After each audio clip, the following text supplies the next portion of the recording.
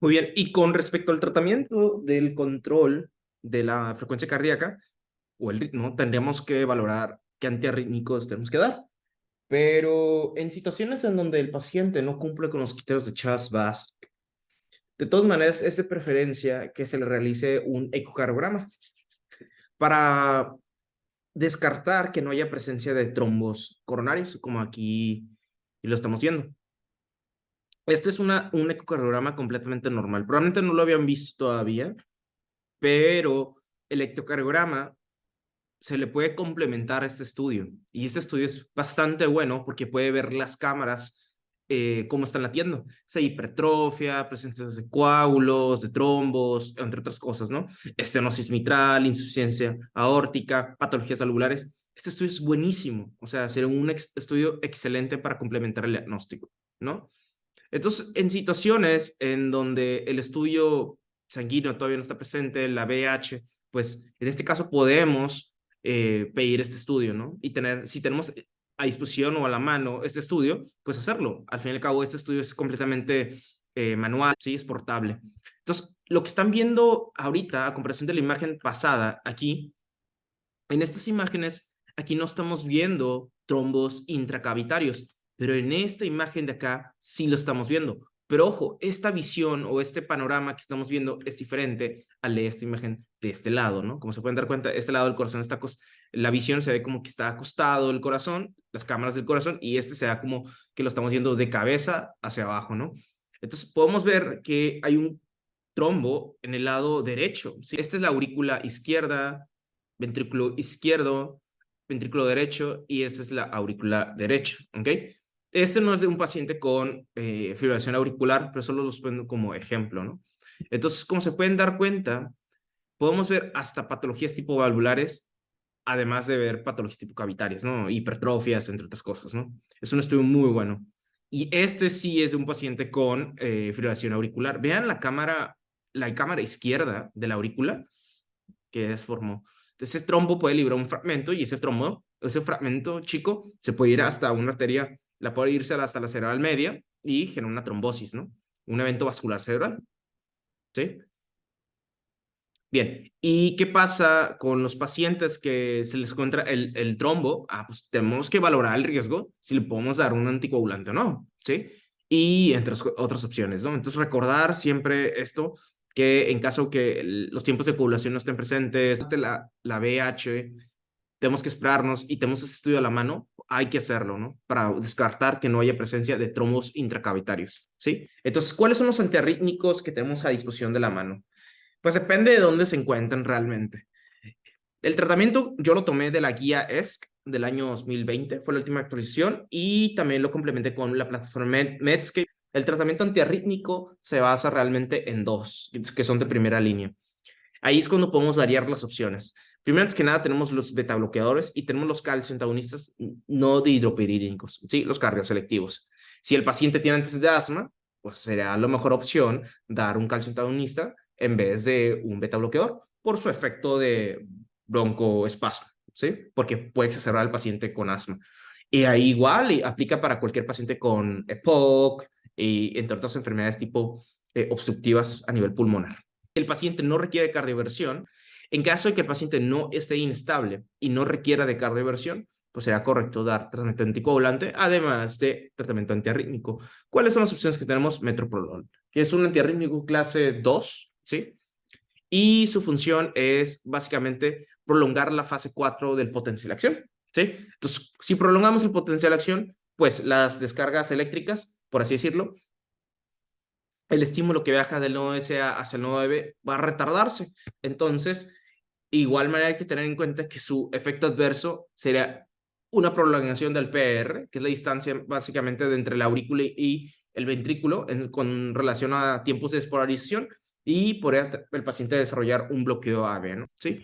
Su mecanismo de acción, ¿cuál es? Es bloquear el receptor beta, ¿sí? Adrenérgico, bloquear el receptor de la adrenalina, en específico el corazón. El corazón va a bajar su velocidad y va a mejorar el corazón definitivamente. Entonces, si no despolarizamos la membrana, no va a ocurrir la contracción muscular. Entonces, las contracciones musculares van a retardarse debido a que se retarda el potencial de acción, ¿sí? Y vean aquí, esta es la fase 4. Recuerden que en el corazón es diferente con relación al marcapasos. Este, el nodo DSA, tiene fase 4, fase 0 y fase 3. Bien, ¿y qué pasa en situaciones donde preferimos usar mejor calcioantagonistas? Bueno, en caso de que utilicemos calcioantagonistas tipo selectivos, por ejemplo, los no dihidropirínicos, de igual manera, lo que hace el canal de calcio es afectar el potencial de acción, específicamente la fase 0 en donde entra calcio al corazón, para que el corazón reciba el calcio y el calcio se libere del retículo sarcoplásmico para que ocurra la contracción muscular, pues va a retardarse, ¿sí? Debido a que se bloquea pues ese canal. Entonces, ¿qué ejemplos tenemos? Tenemos diltiazem, tenemos verapamil. Lo que hace básicamente es bloquear ese canal de calcio, ya no va a pasar por la célula, entonces el calcio no va a liberarse del retículo sarcoplásmico y no va a ocurrir la unión entre actina y miosina, ¿sí? Entonces, recuerden que el calcio entra normalmente, ayuda junto al sodio a hacer más positivo la membrana, ese cambio de voltaje lo hace censar el receptor no dihidropirínico o el receptor de rianodina y libera el calcio, ¿no? Y ese calcio, ¿dónde se va? A la unión de la contracción muscular, ¿sí? Eso ya lo saben muy bien. Entonces, como va a retardar, como va a retardar el potencial de acción, la misma complicación, el mismo efecto adverso, que serían los bloqueos a nivel atrioventricular, ¿sí? Efectos adversos le añadimos aparte constipación, edema periférico y varicar debido a que ocurre una gran vasodilatación por estos calcioantagonistas, ¿sí? Y ahora, aquí están viendo el algoritmo que se presenta en la ES 2020. Entonces, aquí lo que están viendo nada más es que desde el inicio se ofrece el tratamiento de betabloqueadores. Y ahí están también los calciantagonistas no dihidropínicos, por ejemplo, verapamilo y diltiazem. Pero ¿qué pasa en la segunda línea? Bueno, antes que nada, vean aquí que el paciente, lo primero, consideren si el paciente tiene falla cardíaca o no, o insuficiencia cardíaca, ¿sí? La P es de la fracción de eyección preservada. La R es la fracción de eyección reducida, o sea que el corazón late muy poco y expulsa poco sangre, o sea, la poscarga está disminuida. Y si dice preservada, es que la sangre que se bombea es de buena cantidad y no significa que la poscarga está abajo, ¿sí? Entonces quiere decir que el corazón se expulsa bien. Entonces, tener en cuenta eso es muy importante. ¿Por qué? Porque los pacientes tienen una fracción de eyección reducida, o sea, por debajo del 40%, ¿sí? Del FEBI, los pacientes les puede dar digoxina, pero son para los pacientes que no respondan, no se equivoquen, porque desde inicio el paciente que tiene fracción de eyección baja se le da beta bloqueadores, ¿sí? Un medicamento que ayuda a disminuir la mortalidad de nuestros pacientes. Entonces, ¿en quiénes se va a considerar otro tipo de antiarrítmicos? Por ejemplo, los de clase 5, en este caso la digoxina, o la amiodarona, que es una clase de un clase 3, pero no avanzamos hasta allá, sino lo mucho sería acercarnos a digoxina, pero con betabloqueo está bien cubierto, o con calcioantagonistas. Bueno, la digoxina son para los pacientes que no respondan a la terapia en primera línea con beta bloqueadores y que tengan falla cardíaca, ¿ok? Con fracción de eyección reducido, por debajo del 40%. Eso siempre hay que tenerlo en cuenta. Ahora, para los pacientes que no respondan a la primera línea, ¿ok? En este caso, para los pacientes que tienen falla cardíaca con fracción de eyección reducida, bueno, podemos utilizar digoxina, que es un antiarrítmico de la clase 5. ¿Cuál es su mecanismo de acción? Es bloquear la bomba TPase, ¿sí? Del potencial de acción. Eso lo que hace, si lo bloqueamos, va a bloquear, por así decirlo, la conducción del nodo AB. ¿Cómo lo hace? Pues de esta manera. Ven, por ejemplo, esta es la normal función, esta es la normal función de la bomba TPase, ¿sí? Ven, su función normal es expulsar 3 moléculas de sodio e ingresar 2 moléculas de potasio. El cambio 3-2, que todo el mundo ya conoce. Ahora, la digoxina lo que hace es bloquear la bomba TPase. Entonces, la bomba TPase se va a bloquear. Entonces, la salida de sodio no va a ocurrir. Entonces, la entrada de potasio se va a bloquear y el potasio se va a quedar afuera. Entonces, como se pueden dar cuenta, uno de los efectos adversos es la hipercalemia, ¿sí? Un trastorno electrolítico por uso de antiarrítmicos. También es frecuente asociarlo a eso y es muy preguntable en los exámenes. Entonces, el uso de la digoxina genera hipercalemia. ¿Cómo lo hace? Una vez bloqueado la bomba TPase.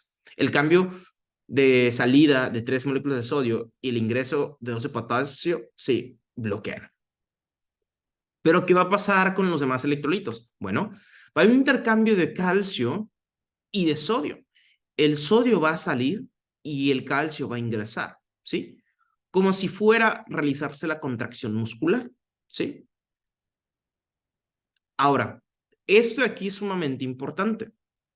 Esto es un antirrítmico, ¿sí? Pero no es de primera elección. ¿Por qué? Por sus efectos adversos. Por ejemplo, también tener en cuenta los síntomas gastrointestinales, oculares, por ejemplo, la visión borrosa, ¿ok? La visión de color amarillosa, ¿sí? Y el trastorno electrolítico, ¿sí? Ahora, aquí tenemos un paciente de 70 años de edad, ¿ok? Hombre, con hipertensión arterial, falla cardíaca de larga evolución. Tiene una FEBI de 40%, que es una fracción de eyección reducida, ¿sí? En este momento se le va a iniciar un antiarrítmico. ¿Cuál es el mejor para este paciente? Por su electrocardiograma. Entonces, este paciente tiene el diagnóstico de una fibrilación auricular, pero tiene antecedentes de hipertensión arterial, ¿ok? Que es el factor de riesgo más frecuente. Tiene la edad, ¿ok? El paciente que es mucho más susceptible de desarrollar FA, pero tiene el compromiso, el antecedente de manejar una fracción de eyección muy baja con relación a su insuficiencia cardíaca, ¿sí? Recuerden que los pacientes con insuficiencia cardíaca no nomás insuficiencia cardíaca, tenemos que buscar si tiene gasto alto, gasto bajo o gasto preservado. En este caso, este paciente tiene gasto bajo. ¿Cuál es la recomendación que se recomienda la guía, ¿ok? Con base a la ES 2020? Digoxina, ¿sí? Como se pueden dar cuenta, aquí no viene la opción de beta bloqueador. Si estuviera, sería la mejor opción, porque de todas maneras sería la primera indicación. Pero si no está presente, pues tenemos que ofrecer este tipo de medicamento, ¿no? Considerando los efectos adversos que puede llegar a presentar a esos pacientes. ¿Cuál es el efecto de la dioxina en la disponibilidad de calcio intracelular en el miocardio y el sistema de conducción? ¿Qué le va a hacer el calcio intracelular? Va a aumentarlo, ¿sí? Recuerden que bloquea la bomba sodio ATPasa, ¿sí? Sodio potasio ATPasa. El sodio ya no se intercambia por potasio, ahora se intercambia por calcio. El potasio se queda fuera, genera hipercalemia y el calcio va a ingresar por la célula y el sodio va a salir ahora. Por eso mismo el paciente presenta hipercalemia como efecto adverso, como esto lo que vimos aquí. ¿Qué ocurre con los niveles del potasio sérico debido a la dioxina? Aumenta, ¿no? Porque se bloquea la bomba TPasa y el potasio se queda fuera, a una parte extracelular, por eso hay hipercalemia. Los tratamientos no farmacológicos, por ejemplo, el quirúrgico, la cardioversión. ¿En qué situaciones lo vamos a indicar? Primero que nada, siempre hay que ofrecerle cardioversión al paciente, siempre y cuando esté inestable. Bueno, ¿qué va a pasar con el paciente que no va a recibir o ya lleva tiempo con el antiarrítmico y no mejora? Bueno, se le puede ofrecer la terapia de ablación. Es básicamente quemar los focos ectópicos. Quemamos los focos ectópicos, desaparecemos el foco ectópico y se generan pues despolarizaciones tipo caóticas, ¿no? Como lo vemos en las diapositivas pasadas. Entonces, buscamos dónde están los focos ectópicos con un estudio de imagen, buscamos dónde están y ahí es donde el doctor va a quemar, por así decirlo, el sitio ectópico, ¿sale? La indicación número 1 para tratamiento de ablación, para las arquetipos supraventriculares, por ejemplo, Ward Parkinson White, también está indicado. Ahora, ¿qué pasa con los FA inestables? Esos pacientes que tienen descompensación hemodinámica, inestabilidad hemodinámica, hipotensión arterial, síncope, dolor de pecho, disnea. Bueno, primero que nada, antes de darle el tratamiento con cardioversión, que es electricidad básicamente, esa cardioversión sirve para sincronizar las frecuencias cardíacas del paciente, o sea, las ondas R, ¿sí? De ser irregulares, los van a convertir en completamente regulares. La terapia de primera línea sería cardioversión y no antiarrítmico ni anticoagulante. Lo primero, antes que nada, será la cardioversión. El paciente se le da anestesia, se le seda, por ejemplo, con fentanilo. Ese no creo que los vayan a preguntar, pero el paciente se le anestesia y después se le aplica una dosis eléctrica, ¿sí? Bien. Y posteriormente ya se le da anticoagulante, etcétera, ¿sí? Una vez que salga de la arritmia. Bueno, entonces, ten en cuenta eso. Aquí a pacientes le van a ofrecer la terapia con cardioversión según la ACLS, ¿no? Todo paciente que tenga los datos de inestabilidad con un paciente con fibrilación auricular. No se confundan que un marcapasos con el desfibrilador, por ejemplo, la desfibrilación, cardioversión, no es lo mismo, ¿sí? Son arritmias, son para arritmias diferentes, ¿ok? Son tratamientos diferentes, con funciones diferentes. Por ejemplo, un paciente que tenga hipoxemia, que le falte oxígeno porque el corazón no bombea sangre, ¿sí? El gasto cardíaco está disminuido, el paciente probablemente va a estar inestable, ¿sí? Entonces, en ese paciente se ha recomendado realizarse la cardioversión tipo sincrónica, ¿sí? Que es básicamente ajustar las frecuencias cardíacas del paciente, ¿no? Ponerlos normal, ¿sí? Entonces, así es como funciona la cardioversión. Se le colocan unos parches, ¿ok? Y a través de esos parches van a conducir electricidad con joules diferentes, con cargas diferentes, ¿sí? Y básicamente lo que va a hacer es sincronizar las frecuencias cardíacas del paciente, convertirse normal de algo irregular a algo regular, pasarlo a algo regular. Y estas son las diferencias entre desfibrilación y cardioversión. Por ejemplo, la desfibrilación lo utilizamos para paro cardíaco, en este caso ocasionado por la fibrilación ventricular, ¿sí? O la taquicardia ventricular sin pulso, ¿sí? Esos pacientes necesitan electricidad, pero esa electricidad no sincroniza. Entonces, eso es la desfibrilación. Pero ¿cómo se llama la electricidad que sí sincroniza? La cardioversión, ¿sí? ¿Cuál es la diferencia? Que la desfibrilación es de mayor carga y la cardioversión es de menor carga eléctrica, con relación a los joules, ¿sí? Tener en cuenta. Bueno, ¿cuál es la recomendación principal para tratar a un paciente inestable con fibrilación auricular? Cardioversión sincrónica, ¿sí? No le ofrecemos primero, antes que nada, no le vamos a ofrecer de primera opción anticoagulantes y antiarrítmicos. Primero hay que quitarle la arritmia, ¿ok? Ponerlo normal, sincronizar su frecuencia cardíaca. Esa es la prioridad. Y después se le considera el tratamiento farmacológico. ¿Qué se le recomienda para pacientes con fibrilación auricular tipo estable? Control de su ritmo, ¿sí? Claro que si bien hay la opción de anticoagulante, también hay que seleccionarlo, ¿no? Tiene que venir junto, ¿sí? O la otra es que le hagan la evaluación CHAS-FASC o que no tenga un trombo intracavitario, pues ahí es cuando no se da el anticoagulante. ¿Cuál es el factor crítico a tomar en cuenta en caso del control de ritmo ventricular mediante fármacos en la fibrilación auricular? Propiedades de conducción del AB, ¿ok? Recuerden que aquí lo que estamos haciendo es dar un terrítmico, saber que a futuro puede ocasionar una arritmia, tener en cuenta que el paciente puede presentar una arritmia o un bloqueo tipo AVE, ¿sí? Y recordar que los mecanismos de acción van con relación a eso, a prolongar el intervalo PER, ¿sí? ¿Qué tipo de agentes son los más adecuados para el control de la frecuencia cardíaca en la fibrilación auricular? Los mejores de todos, por evidencia, los mejores todos son los beta bloqueadores y los bloqueadores del canal de calcio, ¿sí? Los inhibidores del canal de calcio, de tipo no dihidropirínico, ¿sí? Digoxina, que es clase 5, no es de primera línea, ¿sí? Anticoagulantes orales no son mejor que un antiarrítmico. Los anticoagulantes son preventivos, son medicamentos de profilaxis para que el paciente no presente eventos cerebrovascular, ¿sí? Y los antiarrítmicos clase 3, en este caso la amiodora, no es de primera opción, sino se da para paro cardíaco. Y los antiarrítmicos clase 1C, por ejemplo, la flecainida, no son de opción tampoco para, de primera línea en este caso, para fibrilación auricular. ¿Por qué se debe tener precaución al administrar betabloqueadores a pacientes con enfermedad pulmonar tipo reactiva? Pueden causar broncoconstricción o broncoespasmo, ¿sí? En los pacientes que tienen POC, por ejemplo, asma, ¿sí? Fibrosis quística, entre otras enfermedades que dan patrón tipo EPOC o tipo obstructivo en la espirometría. ¿Qué tipo de pacientes está indicado el uso de digoxina en la fibrilación auricular? Esto está sencillo. Es un paciente con fibrilación auricular, pero tiene que tener falla cardíaca de bajo gasto y que no responda a la terapia de primera línea, beta bloqueadores o calcioantagonistas no dihidropirínicos, ¿sí? Con insuficiencia cardíaca y función ventricular izquierda reducida o una fracción de eyección por debajo de 40%. Y esto es básicamente el resumen del tratamiento de la fibrilación auricular, ¿sí? Controlamos el ritmo, si está estable el paciente.